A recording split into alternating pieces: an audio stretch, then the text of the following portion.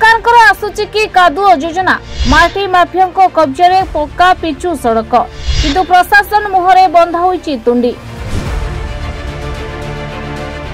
दुर्घटना घटिलानी मृत्यु को बोधे प्रशासन अपेक्षा कहीं प्रशासन नेउनी एक्शन बुद्धिजीवी महल में तीव्र निंदा।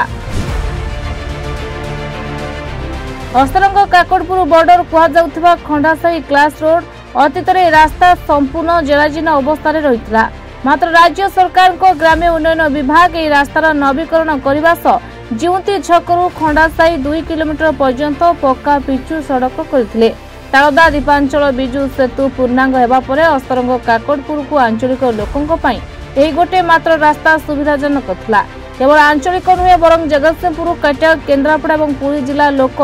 प्रत्येक दिन रास्ता यातायात कर मात्र वर्तमान राज्य सरकार को सड़क योजना एठी कादुओ योजना रे परिवर्तन होईछि। हो आज्ञा एक आमे कहूनु कहूछि आम कैमरा रे आउ सुभुछि यात्री स्वर। काकड़पुर अस्तरंग तहसिल अधीन थिबा रास्तार उभय पार्श्व राजस्व अंचल माटी माफिया माने एते सक्रिय हेले उदुदिया खरा बेले आउ मध्य रात्र रे एठी बिना राजस्व रॉयल्टी रे माटी चोराचालन कले आउ ओभरलोड माटी रास्ता रे जमा कले। परवर्ती अवस्था अदिनिया वर्षा एवं रास्ता को संपूर्ण कादुमय कर देछि जहा फल अनेक दुर्घटनार शिकार हेलेनी लोके किंतु प्रशासन यहा पर एपर्यंत कौनसी पदक्षेप ग्रहण करिना। दुर्घटना आहत होइछन्ति अनेक लोके किंतु प्रशासन बोधे एही कारणरू कि आगको मृत्यु मुख को जीव सेथिपई कुंभकर्ण निर्देश होइछि कि प्रशासन जाकु नै बुद्धिजीवी महल रे स्थानीय प्रशासन को तीव्र निंदा करा जाइछि।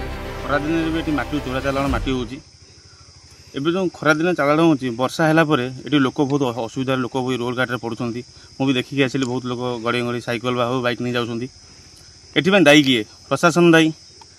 आम जो एरिया अस्तरंग तहसिलदार से रही कि आम सरकार जी भी रही भी से तदारख करने दरकार माटी चोरा माटी चालाण होटा किए देख प्रशासन ही देखो लोक मैंने बहुत असुविधा सम्मुखीन होती। काकड़पुर मझीरे जुंती छक ठार नईगुआ खंडासाही पर्यंत जो जुंती छक ठार रास्ता तालदा घाट देवी नदी घाट ब्रिज पर्यंत ये घाट पर्यंत जावाई लोक मैंने बहुत हैरान असुविधार सम्मुखीन होती।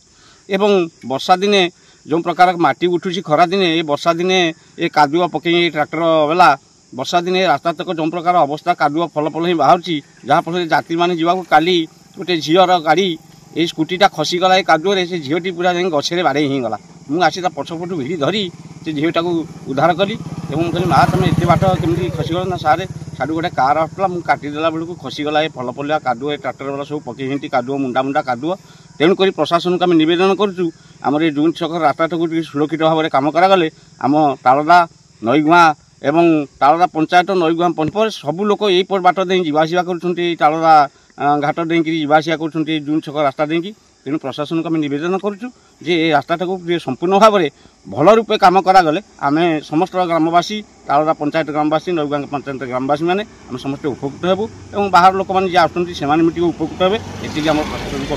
तेरे किपरि का अनुमति रे माटी माफिया एते सक्रिय होइछन्ति काहेकि प्रशासन पाखरे खबर नहीं अनेक दिन धरी बारंबार खबर हेउछि कोन पई पदक्षेप निया जाउ नहीं। सुविधा तो बहुत खराब अछि रोड रो ये माटी नहीं जाउछन्ति माटी सब ओवरलोड कर नवंती माटी गाड़ी गाड़ी जाउंती तापरे वर्षा हला परे कादुओ होउछि लोक माने हैरान होउछन्ति पड़ी गिरी भी खंडिया मंडिया होउछन्ति असुविधा तो सारे गोटे साइड रे ही जीवा पड़ुची आ गोटे साइड रे जाई होनी पूरा पूरा कादुओ हिंगी अछि आ टिके स्लिम माइला माने पड़ियार फुल संभावना या पछरे किछि तळिया कर्मचारी को अंधारी विजय होउछि कि यह प्रश्न बुद्धिजीवींकर उत्तर रखिबा प्रशासन कथारे नुहे केवल काम रे केबे नेबे पदक्षेप कि आगु के रास्ता रे भविष्यत मृत्यु को अपेक्षा करिवे ताही अपेक्षा।